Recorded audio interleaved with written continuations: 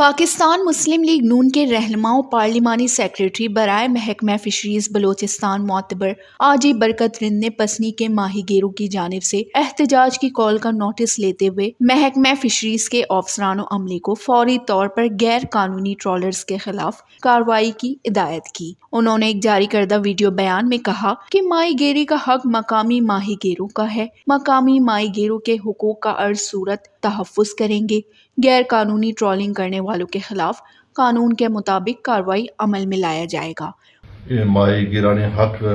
تلافی بیگیں اور معاشی حق کا ہڑتال کریں اور یہ حق لوکل ماہی گیرانی گئے، چاہے پسنی ماہی گیر باں، چاہے گوادرے باں، جیونیے باں، پشکانے باں، گنزے باں، ارماڑے باں، اور یہ حق ہمان گئے آب آئیدن دریائے ابروان لوکل ماہی والا اور لوکل ماہی گن حق کے اور لوکل بائیدن کار بکنا ہوتا ڈنی ٹرالا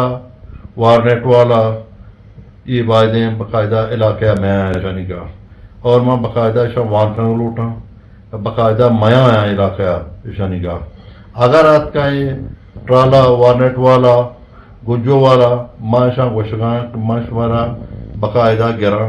مشورہ کیس کرنا لانچاں کیس بنائنا کہ ہمارا لوکل مچیرہ ہستا آنے ہمارا دریا بکنے آن تکلیفہ جس بکنے انکار چاہیے